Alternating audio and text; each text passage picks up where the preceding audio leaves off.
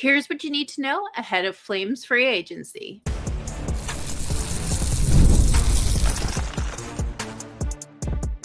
You're Locked On Flames, your daily podcast on the Calgary Flames. Part of the Locked On Podcast Network, your team every day.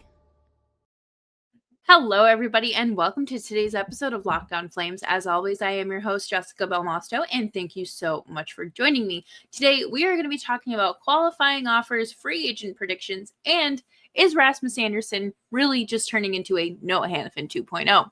Make sure you're subscribed to Locked On Flames wherever you get your podcasts, as well as YouTube. We are here for you Monday through Friday, 5 days a week, your Calgary Flames every day. And let's dive right into this because I feel like so much has happened since the last time we talked, but it's only been like not even 24 hours.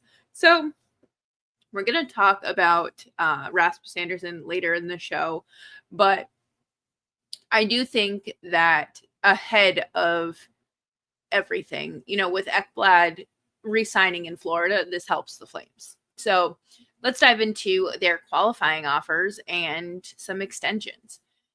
If you don't know what a qualifying offer is, it is a 1-year contract. It's basically a more allotment for negotiating. So if a team wants to keep negotiating with a restricted free agent whose contract is expired, they must make a qualifying offer. Failure to do so results in a player becoming an unrestricted free agent, and the qualifying offer is based off of a number of different things. And the Flames extended them to just about every player that was eligible. The two players that they didn't were Connor Murphy and the Inuit down in the Wranglers system. So they extended offers to Morgan Frost, Rory Currens, Yen Kuznetsov, Sam Morton, Jeremy Poirier, and Connor Zary. I'm going to be entirely honest. I really thought that they would not offer one to Poirier. Not because of anything he's done, but I do wonder if there have been conversations about him getting a shot at the NHL level and why it is so difficult for him to break into an NHL spot. Not saying he would need to join the club permanently by any means. However,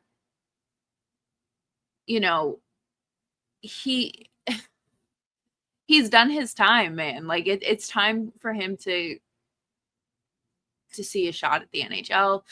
Kind of similar situation with Rory Currens, but I mean, at least last year, the Flames called him up for a few games. I think that it's absolutely silly to not be giving your youth the necessary reps that they need to, for you to determine if they are NHLers or if they,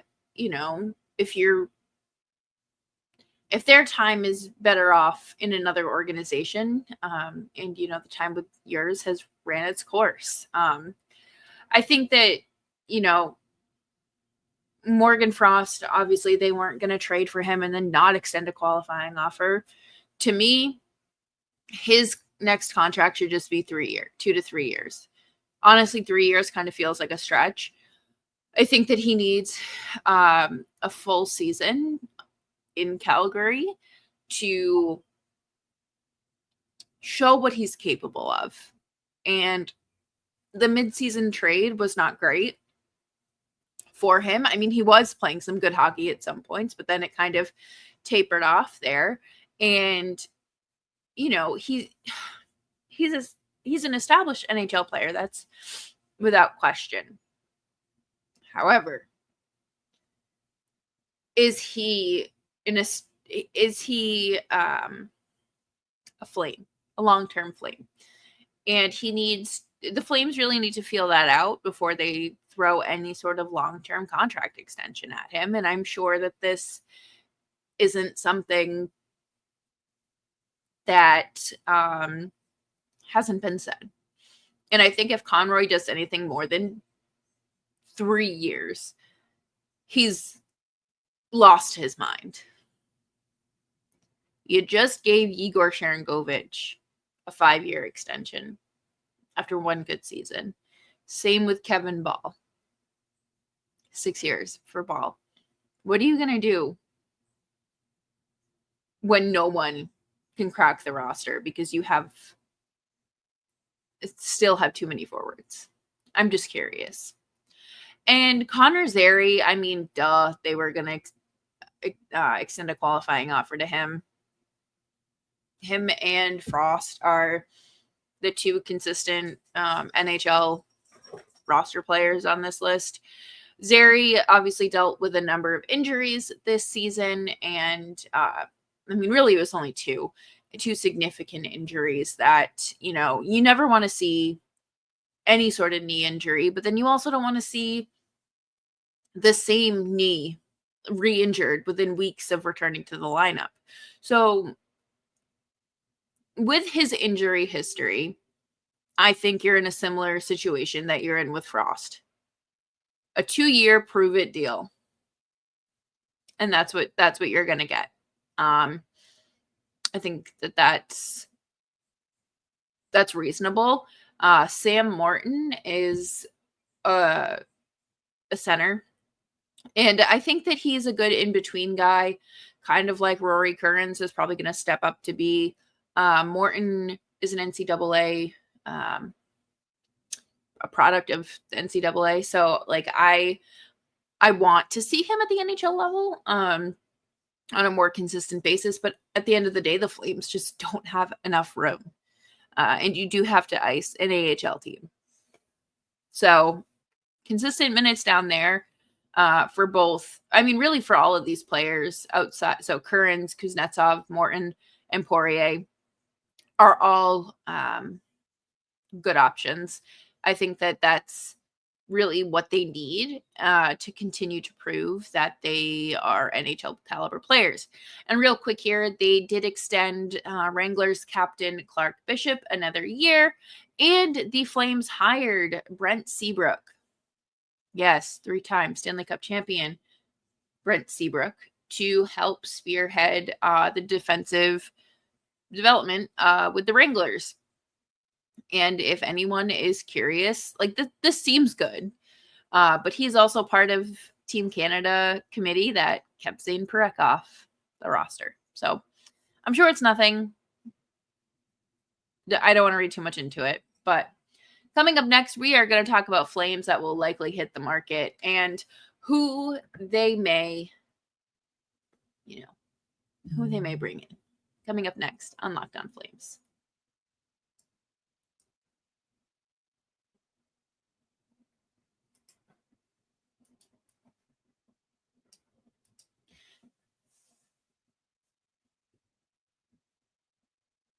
Summer sports are in full swing, and whether you're all about baseball under the lights, golf on the green, or high-stakes summer action, FanDuel is the best way to make every game more exciting. You're already following the action, and why not make the game a little more thrilling? With FanDuel, you can get in on the game while your friends are getting burnt at the beach. I enjoy FanDuel because it is super easy to use. I really like the option of creating the same game parlays. It is super easy to, like I said, navigate the app and determine the props as well as withdraw my winnings. Whether I'm placing a same game parlay or watching a bet ride into the 9th inning, FanDuel makes it feel like I am part of the action. New to FanDuel, new customers can bet just $5 and get $150 in bonus bets if your first bet wins. Open the FanDuel app today or visit FanDuel.com to get started.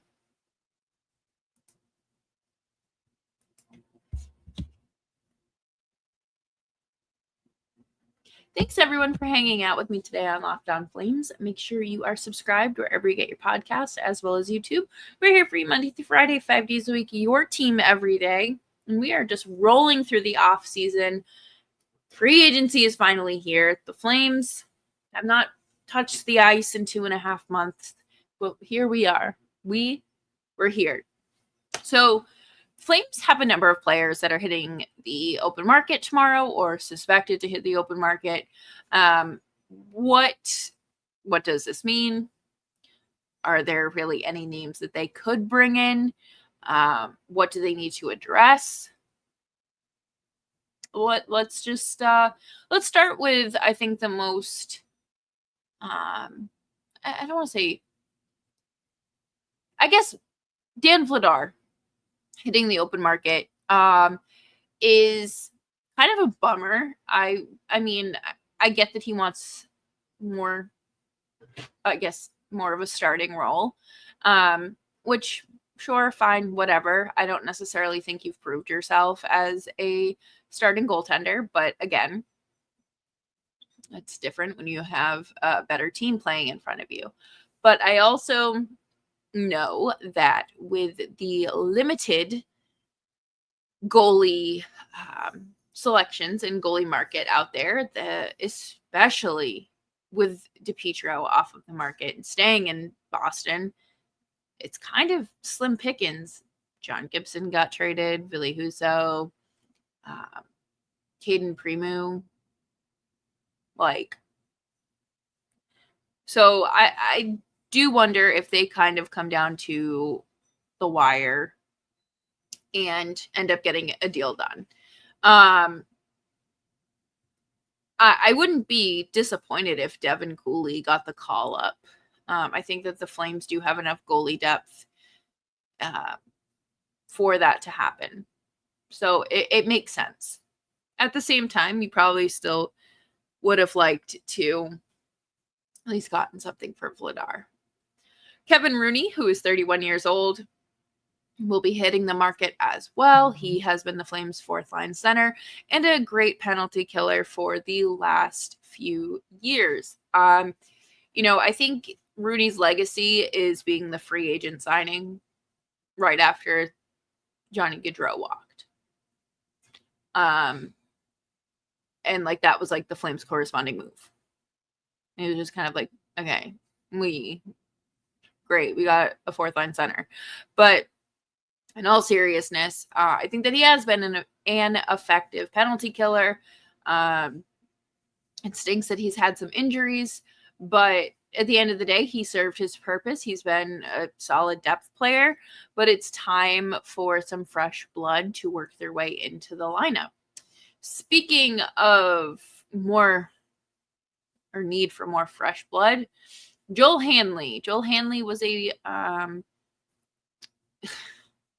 I still don't understand why they didn't trade him, because they absolutely could have gotten something for him at the deadline. Hanley was a waiver claim that the Flames picked up from the Stars. Hanley was pretty much playing the 6th, 7th, 8th defenseman role. Never really had much responsibility, but then the Flames said, yeet, let's put you in the top 4. And he did well. He succeeded. And I figured a team that was a playoff contender really would have pursued him a little bit more, or a team that felt like they were on the cusp. But Conroy just said no. There were offers, and if there were offers from Miramonov and you turn them down, you have to be so silly to turn down something for Joel Hanley. He's not a top 4 defenseman. The Flames have enough defensemen. I don't see a world where he's the Flames continue the development of their defense, these young players, while having Hanley and their 6 other defensemen available. I think that kind of similar situation for Anthony Mantha. It is super unfortunate that he had that ACL injury and didn't get a chance to prove himself as a Flame, to either earn another contract with the team or, maybe earn another one with a slight pay raise. It stinks. He was brought in because he and Huberdeau have a good connection, and unfortunately we didn't get to watch it prosper. But in the meantime, we did get to see Matt Coronado really break into the scene as a consistent NHL player. As for what I think the Flames are going to do tomorrow, I don't see them making a splash. I don't. I think that they have enough players to put, a team together and then some. If anything, you may see a backup goaltender. You'll probably see some AHL deals. My concern for the Flames, or I guess my priority for the Flames, would be the restricted free agents. I don't care about any free agent UFAs right now to be like, this is who the Flames need to get. It's not. Brad Marchand signed, Mitch Marner signed and trade, Ekblad. So at the end of the day, the Flames just need to focus on what they said, playoff mandate while still rebuilding. Makes no sense. So maybe they focus on the calls coming from inside the house with their restricted free agents. I want to see Connor Zary's extension done sooner rather than later. I think that most of these will get done within the next week or so. Probably maybe a little bit more, but I'm not overly worried and overly concerned with what lies ahead for the RFAs.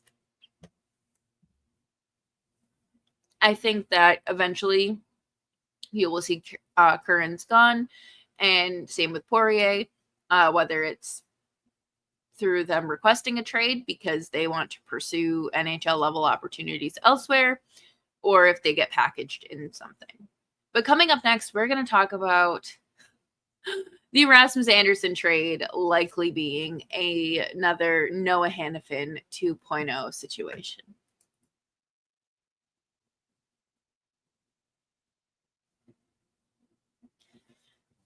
Thanks, everyone, for hanging out with me today on Locked On Flames. Make sure you're following me on Twitter at Belmosto. So there's been a lot of talk about Rasmus Andersson and how he is an expiring UFA coming up. He's in the final year of his contract, and the Flames need to trade him since they cannot come to agreements on an extension. And it's a business. This isn't shocking. This isn't any sort of revelation. So, it's happening. It's been relatively quiet, I would say, up until, the draft. And the last 5 or 6 days, things have kind of amped up a bit. Teams have reportedly made offers. He's not interested in extending there, so he isn't waiving either. He won't waive his no trade clause, or the teams aren't interested because they only want him if he's extending, which adds to the factor of them, going back to, a year ago at the deadline, not a year ago, but, at the deadline this past year, trading him. That way, other teams having the leverage of wanting an extension is not on your hands at that point. because at that point you get a season and a half out of him. So it kind of does feel like a silly move to not trade him, but I understand his value was very low. He had a very tough season, but this is oddly reminiscent of the Noah Hanifin trade, because Noah Hanifin only wanted to go to 2 teams, Tampa and Vegas. Tampa couldn't make it work. Vegas could, and ultimately that's what happened. I don't think that, I mean, it sounds like Andersson wants to just go to Vegas. But now that they signed Mitch Marner to a $12 million a year deal, I don't think that they have cap space. However, they are in need of a right-handed defenseman with Alex Pietrangelo medically retiring and stepping away from the game for a little bit. I don't think it's officially a retirement. I think it's more of a, I'm taking the season off because I need a number of surgeries. Wishing him all the best. So I do wonder, now that Ekblad has re-signed with Florida, if Vegas comes back with a different offer, because Conroy rejected their first offer. And I think that he's probably smart for that, especially now that Ekblad's not hitting the market. Andersson's the best defenseman available. So the leverage that Andersson thought he had is kind of gone. I'm interested to know why I guess he didn't want to play in LA. And someone made a point that he didn't want to he hates losing to Edmonton. So of course he's not going to sign in LA, which I thought was really funny. But we don't know. I mean, he has to submit a new no trade move list, whatever, tomorrow. So really anything can happen. I don't think that, like, if a team's not on his no trade list, just move him. I'm sorry, but you don't owe it to the player to make sure that they want to go there. If it's not on their list, then okay. The same way that Andersson doesn't owe them the convenience of waiving his no movement clause or his no trade clause. It is really at the hands of each of the team and the player. I personally don't think that Vegas has anything that I want. Someone said Brett Howden in the third. I'm all set with that. Good. I would like a first round pick and either a high-end prospect or a roster player.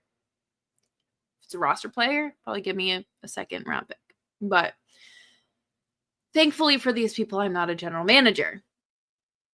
But this does feel like it is yielding another lesson. The same way the Noah Hanifin trade felt like it was a lesson.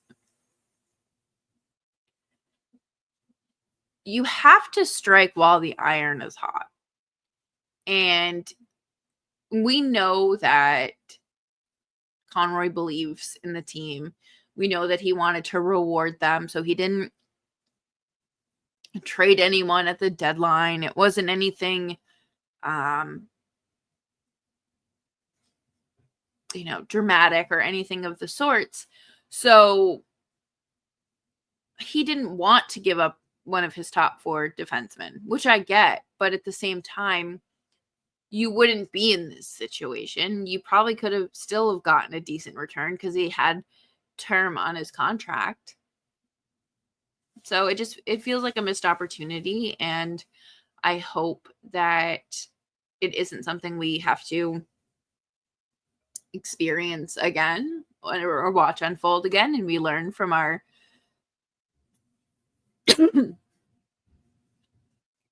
transgressions and kind of we stop letting history repeat itself when it comes to trading top 4 defensemen, or really anyone. So if I had to make a prediction, Vegas will find a way to acquire Rasmus Andersson, because it sounds like that is the only place he wants to go. So, at the end of the day, there's really not much you can do. Your hands are tied, but you still have some leverage considering what the return is, because Ekblad is off the table. I'm interested to see if Conroy is able to get anything done over these next few days, or if this is something that is going to drag out through the summer.